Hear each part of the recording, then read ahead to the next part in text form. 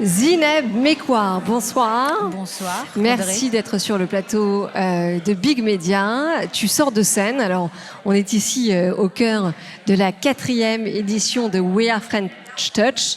Et quand je dis que tu sors de scène, tu sors littéralement de scène. Littéralement de scène, exactement. C'était super sur la grande scène et je parlais de la littérature et de à quoi sert donc la littérature et les romans dans le monde d'aujourd'hui.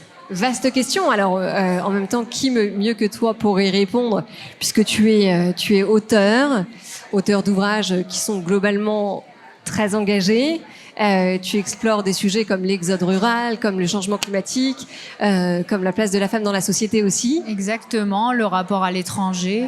En fait, j'aime beaucoup lire en tant que lectrice des romans qui, à la fois avec la fiction et à la fois dans ce qu'ils racontent, me font me poser des questions sur l'époque qu'on vit. Et du coup, en tant qu'écrivaine, j'aime bien aussi écrire sur ces sujets-là qui me touchent. Et d'ailleurs, ton dernier ouvrage, Souviens-toi des abeilles, c'est une véritable fable écologique. Primé par le prix Jean Giono. Oui, effectivement, il était dans la sélection de Jean Giono. J'étais très touchée parce que j'aime beaucoup les écrits de Giono.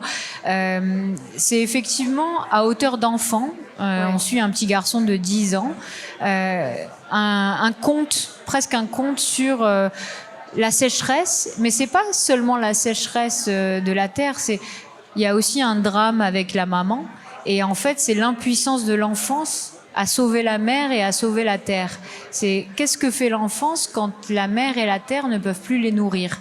Donc c'est assez poétique. J'avais envie de parler de changement climatique, mais avec le cœur. Et j'avais pas envie de parler à la tête, pas envie de parler au rationnel. Et c'est pour ça que les romans, c'est vraiment clé aujourd'hui, parce que on parle à l'intime. Et dans l'époque actuelle où on est vraiment sur il faut performer, il faut optimiser son temps, on dirait qu'il n'y a plus de place pour tout ce qui ne serait pas utile. Mais en fait, c'est toute la beauté et même quelque part l'intimité.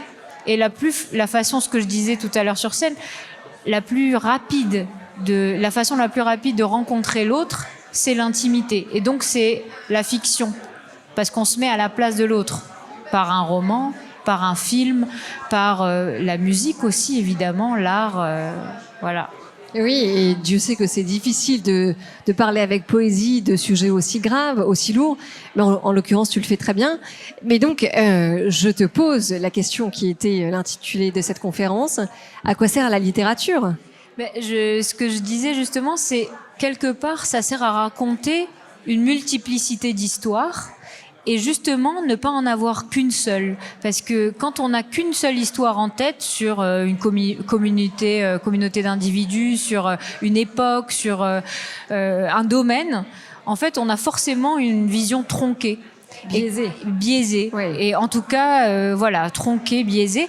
Et si on a plusieurs autres histoires qui viennent la raconter différemment, on accède à la complexité et donc à la réalité, parce qu'on ne peut pas avoir qu'une histoire unique.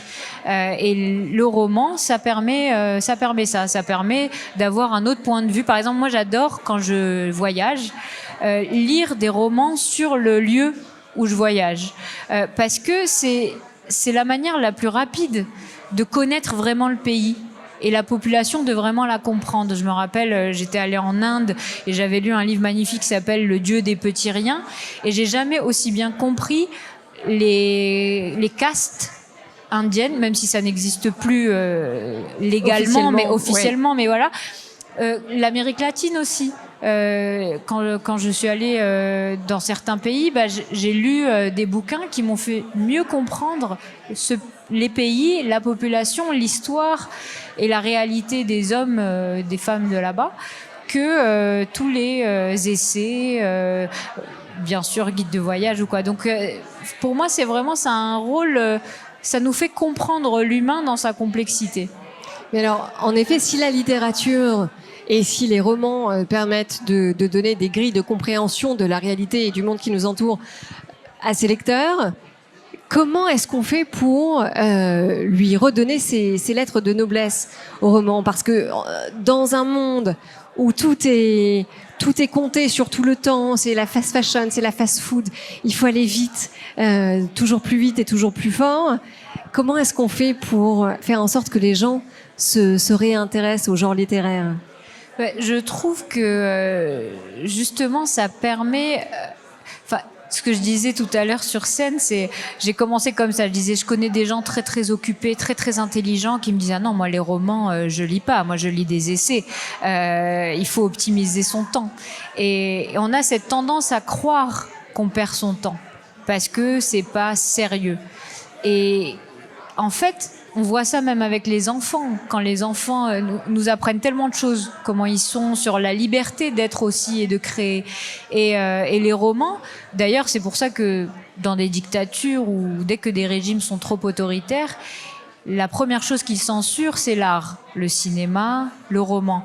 Parce qu'en fait, ils ont compris quelque chose. Ils ont compris que on parle directement au cœur, que c'est pas du tout rationnel, et que quand on est en empathie avec l'histoire de quelqu'un que peut-être on pensait être étranger à nous, mais que grâce à la fiction, grâce à son histoire, on se dit mais en fait cette personne elle est complexe, et puis le rapport au père, je le reconnais chez moi, ou le rapport au frère, on rentre en empathie et on peut plus se dire que c'est un étranger, que c'est quelqu'un d'autre, d'inaccessible, presque de coupable parce qu'il est différent. Et c'est cette peut-être réflexion à avoir sur on n'a pas l'impression que c'est utile, mais en fait, ça nous transforme de l'intérieur, ça transforme notre regard sur le monde.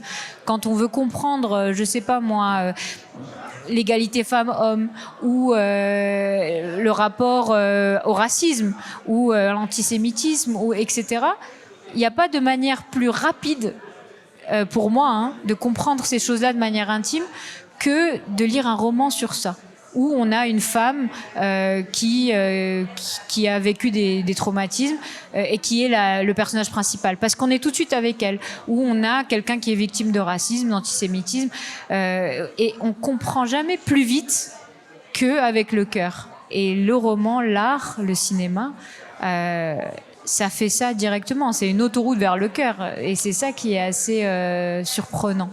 Mais ce que tu remets en cause, c'est un peu cette culture, en effet, de l'optimisation à tout prix. On veut tout optimiser. Moi, je pense que c'est un leurre de croire qu'on peut tout optimiser. Et d'ailleurs, c'est pour ça qu'un des mots du siècle, c'est le burn-out. Parce qu'on a tellement l'impression qu'il faut tout optimiser qu'on perd ce rapport simplement à la vie. Le rapport à la vie, il n'est pas utilitaire. Et on a l'impression qu'il faut que ce soit utilitaire, parce que si on perd 5 minutes dans nos vies surbookées, on a raté le coche. Et ça fait un bien fou. Et c'est ça qu'il faut se dire, c'est qu'on ne perd pas son temps quand on regarde un film, quand on lit un livre, parce qu'on voyage. Et c'est en voyageant qu'on apprend. Les voyages, ça nous transforme. Combien de personnes, et d'ailleurs des grands entrepreneurs, des grands businessmen, etc., qui disent « ma vie a été transformée par un livre ». Parfois, on a des bouleversements de vie parce que ça transforme notre façon de voir le monde. Et il n'y a rien de plus fort que cette transformation de façon de voir le monde. D'ailleurs, l'entrepreneuriat, c'est du storytelling.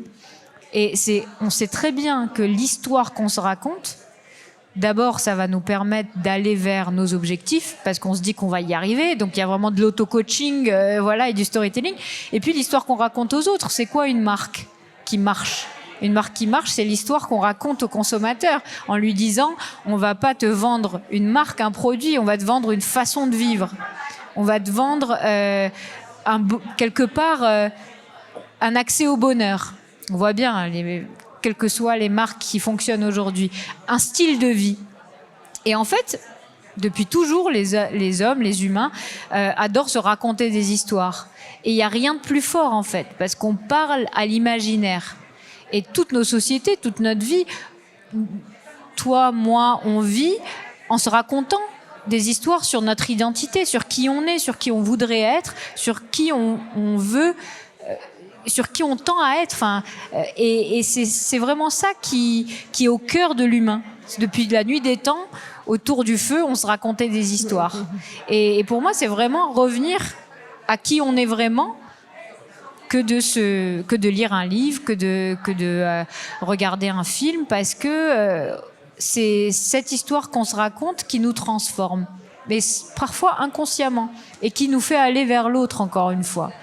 Et alors, est-ce qu'il y a en l'occurrence un film ou un livre qui t'a transformé, ou en tout cas qui a changé ton regard sur le monde ?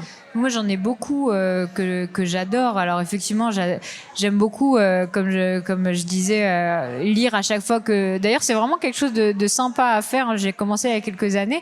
Chaque fois que je vais quelque part lire un livre du pays, il y a beaucoup de livres que j'adore. Notamment, j'aime beaucoup Marguerite Duras, moi, et notamment son livre Écrire, qui parle de... Elle dit « Écrire, c'est hurler sans bruit ». C'est redonner la voix aussi aux personnes qui sont invisibilisées. C'est crier par les mots pour se dire mais ça ne va pas ce monde, ces injustices-là. Et puis La douleur, qui est un livre magnifique où elle raconte l'attente de l'être aimé, où elle attend son mari qui a été embarqué juste à la fin de la Seconde Guerre mondiale parce qu'il était résistant. Donc c'est une histoire d'attente, d'intimité, d'amour aussi. C'est un livre qui est assez bouleversant. Et sinon, un film, moi j'adore 12 hommes en colère. C'est sur la justice et comment on peut peut-être dire que cette personne-là est coupable. Et puis, il y a le doute qui s'installe. Et en fait, est-ce que, oui ou non, elle est coupable ? C'est souvent des livres ou des films qui sont engagés sur les sujets sociétaux qui me touchent le plus. Oui, et donc tu nous rappelles en effet l'importance de prendre le temps de voyager en lisant ou en découvrant des histoires. Et c'est vrai que le cinéma et la littérature ont cela de merveilleux qu'ils disposent de toutes les palettes des émotions humaines. Exactement. Et donc ça crée des choses qui peuvent en effet complètement nous bouleverser et nous transformer. Qui ne peuvent que nous bouleverser parce que on se rend compte que même si on est très différents, je sais pas, c'est une histoire qui n'a rien à voir avec nous, qui se passe au fin fond de l'Arizona, ben en fait, on a tous les mêmes peurs, les mêmes désirs, la même envie d'amour ou d'amitié. On a des problématiques familiales, on a la relation au père, à la mère, aux frères. Quelque part, c'est depuis la nuit des temps qu'on a ces mêmes thématiques et pourtant elles sont infinies. Parce que ça nous touche tous. On a tous une enfance plus ou moins vulnérable, plus ou moins joyeuse, un bouleversement de vie ou pas, une envie d'enfant ou pas. Voilà, donc je pense qu'il y a vraiment cette façon peut-être de revoir notre rapport à l'utile. Oui, mais donc ce que tu dis, c'est que finalement, lire un roman, c'est aussi lire utile. C'est extrêmement... Oui, si on est dans cette réflexion, dans ce lexique de l'utilité, oui. Si on a besoin, parce qu'on se raconte nous-mêmes notre propre histoire, de dire « moi, je fais que utile ». Moi, je vis utile. Si on est dans ce lexique-là avec soi-même, le lexique de la performance. Après, il y a peut-être aussi une réflexion à avoir sur ce lexique-là, mais si on est là-dedans, effectivement, la littérature, c'est utile parce que ça nous permet de comprendre mieux l'autre, d'être dans l'empathie, d'être d'ailleurs des meilleurs leaders, des meilleurs managers, parce qu'on comprend beaucoup mieux l'équipe. La vraie problématique des entreprises, quand elles fonctionnent, ce n'est plus le business model ou le chiffre d'affaires, c'est comment gérer l'humain. Donc quelque part, si on veut être utile et être un meilleur leader, un meilleur manager, un meilleur patron, il faut lire des romans. Ouais, ça c'est sûr. Alors justement, puisque tu parles du monde de l'entreprise, est-ce que le travail d'auteur, le travail d'écrivain, c'est un travail d'entrepreneur ? En tout cas, tu es entrepreneur de ta propre réussite. Bah, effectivement, on a d'abord le travail de création, de projet. On est tous au début avec un projet, une idée. On se dit « Ah, mais mon idée, elle va changer le monde. » Et il faut beaucoup y croire tout seul d'abord. Parce que les entrepreneurs, c'est ça aussi hein, au début. Beaucoup de solitude. Beaucoup de solitude, beaucoup d'y croire tout seul et de se dire « Non, c'est pas une passion, c'est pas un hobby, je vais y arriver, vous verrez, etc. » Et donc, il y a vraiment ce côté un peu fou des projets au début. de se dire mais cette idée elle germe en moi et je vais en faire quelque chose, que ce soit pour une start-up ou que ce soit pour un livre, et mettre en place tout ce qu'il faut. J'étais avec une amie entrepreneur il y a 3 jours qui me disait moi j'ai passé 3 mois en chambre à réfléchir à mon projet, à être toute seule pour bien comprendre et pareil, nous en tant qu'écrivain on passe aussi plusieurs mois si vous voulez en chambre, en tout cas nous avec nous-mêmes et la feuille pour en sortir on espère un bon livre qui plaira aux lecteurs et aux lectrices. Et puis il y a ce côté un peu entrepreneurial, d'être tout seul avec ses bouquins, de les faire connaître, d'espérer que ça touche. Et donc évidemment que c'est assez proche quelque part. Il y a des parallèles très faciles à faire. Et les enjeux de ton secteur, en tout cas, d'après toi, ce qui a vraiment marqué 2024, c'est quoi? Sur la littérature, ouais. Il y a tout ce rapport aux écrans, aux réseaux sociaux, et moi je pense que les gens continuent de lire parce qu'il y a cette idée de se dire est-ce que les gens lisent moins, ouais. lisent plus, lisent sur tablette. On voit qu'il y a vraiment une volonté de continuer à lire des livres papier parce qu'il y a le rapport au papier charnel. Alors justement, il y a aussi cette différence entre les lecteurs d'essais, d'articles techniques, etc., qui vont plutôt lire sur tablette. Mais quand on lit des romans, la plupart du temps, on préfère le papier. Ah oui, et ça, c'est assez intéressant. J'en ai parlé à pas mal de personnes. Et puis, les réseaux sociaux... alors, bien sûr que ça prend du temps, il y a le rapport à l'image, l'instantanéité, etc. Mais moi, j'ai découvert, je me suis mise sur les réseaux sociaux pour les bouquins. Est-ce que tes lecteurs t'écrivent?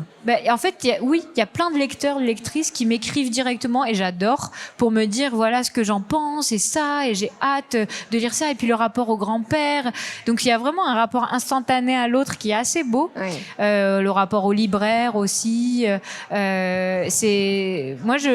Évidemment, après, il y a un équilibre à trouver. Il faut pas, il y a l'addiction des réseaux sociaux, ça existe. Mais si on se dit que c'est un moyen d'accéder à l'autre, et que les lecteurs puissent nous écrire directement, moi je trouve ça assez chouette. Et puis j'ai découvert sur les réseaux sociaux tout un monde autour de la littérature, parce qu'il y a vraiment beaucoup de gens qui, quand ils lisent un livre, ils vont donner leur avis, et puis il y a des communautés qui se créent. Et ensuite, on aime bien parler à l'auteur, l'inviter. Et donc là, moi, quand je vais dans des salons, maintenant en France ou ailleurs, parfois il y a des lecteurs qui m'ont écrit, qui en ont parlé à d'autres lecteurs de mes livres, et qui ensuite viennent me retrouver dans les salons, dans les festivals. Et ça crée vraiment un lien. Ça crée en fait un lien réel, et puis même des moments assez jolis. Donc, je pense que, bien sûr, les nouvelles technologies, les réseaux sociaux, etc., ça peut avoir beaucoup de bons. Aussi.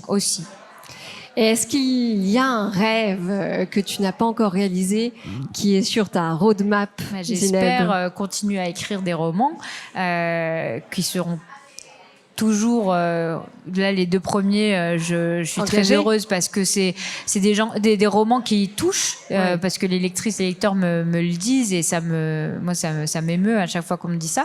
Donc là, de toute façon, je continue à écrire avec sincérité. Là, j'ai le 3e auquel je pense, qui est sur le feu, et j'espère que ça continuera à marcher dans le sens où je continuerai à toucher par l'écriture le cœur des autres. C'est le plus important. Eh bien, on te le souhaite. Merci beaucoup, Audrey. Merci Zineb Mekoin d'être venue parler de ton secteur de la littérature et de nous parler de tous tes talents. Merci à toi. Bonne soirée à tous.